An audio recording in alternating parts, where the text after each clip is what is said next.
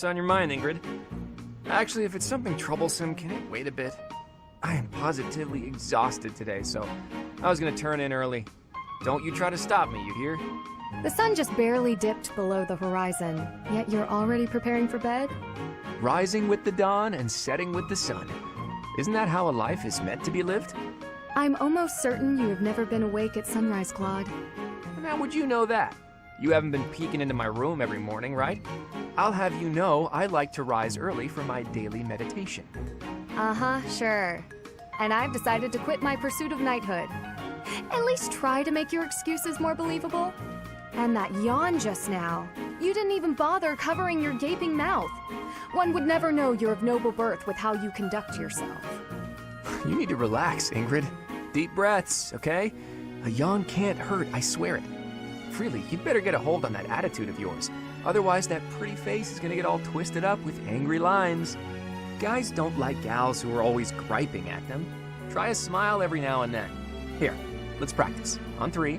1, 2, 3. You're actually telling me to smile more, aren't you? How common? Since you're so insistent upon telling me what my face should be doing, perhaps my blade can restructure your face with a more permanent smile. All jokes aside, are you not house leader? As a leader, you should set a shining example. A position such as yours comes with responsibilities. See that you consider them more carefully in the future. Ish. And just how long do you plan on lounging about yawning like a slob? At least lounge in your own quarters. Okay. Honestly, some people. Wow, somebody needs to teach that girl to lighten up. Ingrid, hello. Yes, Claude? Listen, I know you and I don't always get along. I just wanted to say that I'm sorry if my way of being is upsetting to you. If anyone should be making apologies, it's probably me. I've been overly harsh toward you on more than one occasion. I am close friends with someone who has caused me no end of trouble since we were very young. You remind me a bit of him, and I think I've projected my annoyances at him onto you, at times. Huh. Am I really that similar to this friend of yours? Not in every regard, no. You certainly seem to treat those of the opposite gender with quite a bit more respect, for one thing. Well now, I'll take that as a compliment. You also speak to me in a much more amicable manner than my dear friend ever does. Okay, I have to ask you something, but only if you promise not to show me your angry lines again. Doesn't that straight-laced personality of yours make life harder than it needs to be? I feel like there are plenty of people who'd like to get to know you better, but who are scared off by your, well, intense attitude. Oh, really? Really. I'd say that especially applies to most of the folks you go around giving lectures to. We're all friends here, Ingrid. We all trust each other with our very lives on the battlefield. Shouldn't we try to accept each other? You have a point. I sure do. Besides, with a cute face like yours, I bet you could win anyone over if you just threw out a smile now and then. I've got better things to concern myself with. In any case, you speak as though you know so much about wooing the masses. But I would wager that many of our classmates find it difficult to trust one as slovenly as yourself. Oh, another lecture. I see you took my words to heart. Look, let's just call a truce, shall we? How about we agree that we could both learn something from our chat today? If you'll make an effort to smile more, I'll try my best to set a better example for everyone. That seems like an unreasonable thing to ask of you. I wonder if you're capable of such a thing. And it's perhaps equally wild to ask an ice block like you to melt. But let's give it a try. What do you say? I suppose it's only virtuous to ask as much of myself as I'm asking of you. Very well. I accept your challenge. Ah, hello, Ingrid. A good day to you. Well, hello there. If it isn't Claude, always a pleasure. You put in a fine performance in training today. I must redouble my own efforts. That's kind of you to say. By the by, do you have a moment to spare? I have been meaning to ask for your input on some new strategies. Oh, goodness. Only if you think someone as lowly as myself might be of service. But of course, I value your skills more highly than most any other. Oh, goodness. Okay, time out. Listen, Ingrid, do you really have to say, oh goodness, every couple of seconds?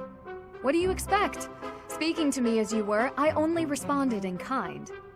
What? Do I sound that strange? I thought I was acting earnest and industrious. I mean, yes, you do. You sound nothing short of ridiculous. Sheesh. Have you looked in the mirror lately? You're the one who's been walking around like Queen uptight. Excuse me? I'll admit it was a bit forced, but it certainly doesn't warrant such a title. Look, this was fresh and fun for a while, but maybe it's time we called it quits. Acting like this isn't us. We're just going to make everyone think we've gone mad. I agree. I must say, I have an easier time getting on with you when you're you, and all your you-ness. Come to think of it, you've always been more reliable than most anyone I know, when it really mattered. Well, thanks for saying that. I think I liked you better when you were a bit pricklier too. I've gone so long without hearing one of your lectures, I'm almost starting to miss them. I'm sure I can remedy that for you. I didn't mean you need to go all out or anything. A little restraint would still be nice. My lectures, as you call them, only persist as long as is necessary. Oh, I think I'm coming down with a stomachache. We'll talk later, okay? Okay, see ya. You honestly expect me to believe that? Come back here, Claude. Hi, Ingrid. That was a great training session today, wasn't it? It was indeed, Claude. It's so nice to see you. Things have been pretty busy lately, though. I hope you're taking the time to rest whenever you have the chance. I thank you for the concern. You are ever so kind. I've finally got a free day tomorrow, so I was planning to sleep through the morning and laze around all day. That sounds so lovely. Perhaps I should do the same. Ingrid, will you just stop it already? You still doing that shtick? Whatever do you mean? Are you feeling all right? You're acting so demure. It's kind of creeping me out. Ugh, you can't be serious. I always knew you were a layabout, but I see now you're also an insensitive nitwit, too. If I lecture you, you complain. If I act pleasant, you also complain. Ah, you switched back! Please, tell me how to behave. At least if you're commandeering my behavior, I'll get less of an earful of your complaints. Have you ever even once considered thinking before you speak? And you wonder why people so rarely trust you.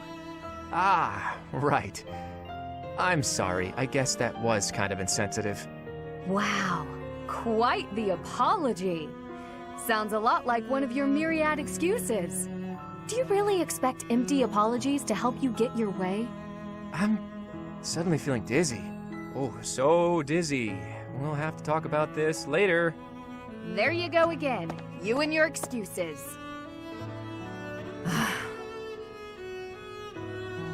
I thought if I made extra efforts to be pleasant, he and I might finally interact without bickering. I just don't know what the best approach is with him. There is no best approach. Were you listening to everything I just said? Ugh. I thought you'd run off. I told you before, didn't I? You're better off as your normal, prickly self. I don't mind getting lectured by you, so keep on doing that from time to time, okay?